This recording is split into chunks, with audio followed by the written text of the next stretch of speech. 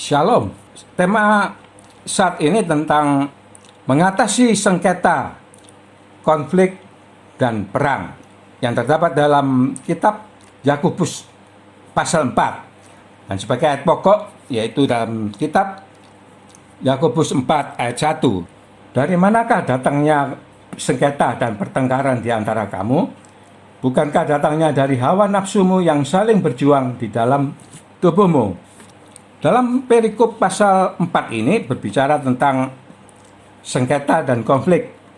Dari kata sengketa, konflik, dan perang ini sebenarnya mempunyai arti yang sama, yaitu pertempuran dan perang.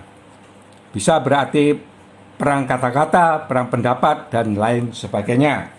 Tapi bila melihat arti kata masing-masing mempunyai skala beda. Kalau sengketa itu melibatkan antara orang per orang.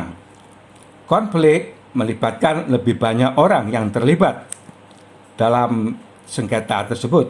Perang tentu melibatkan lebih banyak orang.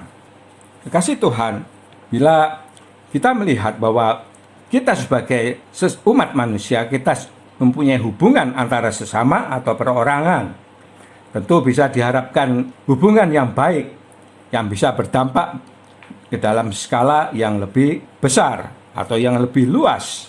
Tentunya diharapkan bisa berdampak dalam hubungan kita ini suatu kebaikan bagi sekeliling kita. Seperti tema malam hari ini, mengatasi sengketa, konflik, dan perang, tentu memulainya dengan membangun karakter. Yang pertama yaitu kita membangun kesetiaan. Kita mengatasi sengketa yang pertama dengan kesetiaan yang terdapat dalam Yakobus 4 ayat 4. Hai kamu orang-orang yang tidak setia, tidakkah kamu tahu bahwa persahabatan dengan dunia adalah permusuhan dengan Allah? Jadi barang siapa hendak menjadi sahabat dunia ini, ia menjadikan dirinya musuh Allah. Membangun karakter kesetiaan itu tentu diharapkan kita setia terlebih dahulu kepada Allah. Kita setia menjadi sahabat Allah, kita mau melekat kepada Tuhan, melekat akan firman Tuhan, diam dalam firman-Nya, dan melakukan dengan membaca, dengan merenungkan dan melakukannya, tentu juga dengan berdoa. Kita melekat kepada pokok anggur yang benar, karena roh Tuhan tinggal di dalam kita, dan kita melekat di dalam Tuhan, sehingga rohnya itu mengalir, Roh Kudus mengalir di dalam kehidupan kita, sehingga bisa berdampak bagi sekeliling kita. Maukah kita mau tetap setia kepada Tuhan dan hidup berkenan kepada Tuhan? Karena di dalam Tuhan pasti ada jalan keluar bagi kita. Mungkin mengalami pergumulan saat ini, mungkin mengalami sengketa dan sebagainya. Jadi kita tetap setia, bersandar kepada Tuhan. Kemudian mengatasi konflik dengan membangun karakter yang kedua, kelemah lembutan, yang terdapat dalam Yakobus 4 ayat 10. Rendahkanlah dirimu di hadapan Tuhan, dan Ia akan meninggikan kamu. Tuhan mau supaya kita merendahkan diri di hadapan Tuhan. Kata kelemah lembutan ini sebanding dengan rendah hati. Dalam terjemahannya yaitu gentleness. Tentu kata gentle, kalau kita tahu orang itu gentle, maka berarti tegas. Tentu kita tidak mau kompromi mengikuti arus dosa atau arus dunia, tetapi kita tegas, tidak kompromi atas dosa, sehingga kehidupan kita berkenan kepada Tuhan. Tuhan mau supaya kehidupan kita lemah lembut. Tentu tidak mudah ya kekasih Tuhan untuk lemah lembut yang seperti Tuhan minta. Kita tahu bahwa Musa adalah seorang yang sangat lembut hatinya. Demikian kata firman Tuhan. Dia melebihi dari setiap manusia. Tetapi tidak semudah yang kita lihat kalau kita melihat bahwa sebenarnya Musa mengalami proses dibentuk sehingga menjadi sangat lembut hatinya. Selanjutnya kita lihat mengatasi perang dengan membangun karakter yang ketiga, penguasaan diri. Sebagai ayat pokok dalam Yakobus 4 ayat yang ketiga. Atau kamu berdoa juga, tetapi kamu tidak menerima apa-apa, karena kamu salah berdoa. sebab yang kamu minta itu hendak kamu habiskan untuk memuaskan hawa nafsumu.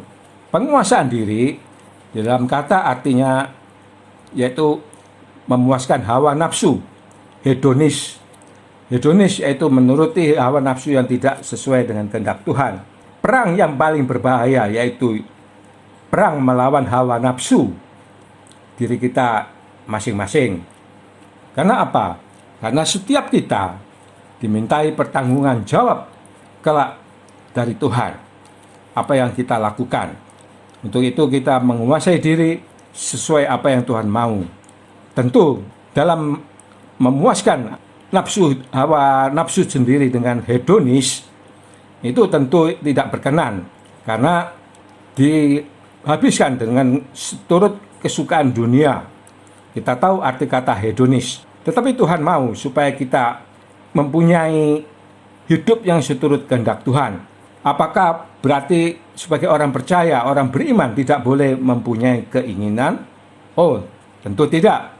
Maksudnya kita tidak boleh punya keinginan yang seturut hawa nafsu ya. Tapi sebenarnya Tuhan mau keinginan kita harus selaras firman Tuhan. Jadi keinginan kita harus keinginan yang baik. Itu yang harus kita kerjakan. Banyak kali kita mendengar, oh kamu tidak boleh mempunyai keinginan-keinginan sendiri. Benar, itu tidak boleh kita lakukan dengan keinginan sendiri. Tetapi kita harus membangkitkan keinginan yang baik, yang seturut kehendak Tuhan. Keinginan untuk menolong orang lain, keinginan untuk berbakti kepada Tuhan dalam pekerjaan dan pelayanan. Sebagai ayat terakhir, kita baca dalam Yakobus 4 ayat 17. Jadi jika seorang tahu bagaimana ia harus berbuat baik, tetapi ia tidak melakukannya, ia berdosa. Untuk itu kekasih Tuhan, hendaknya kita berbuat baik untuk kebaikan bersama.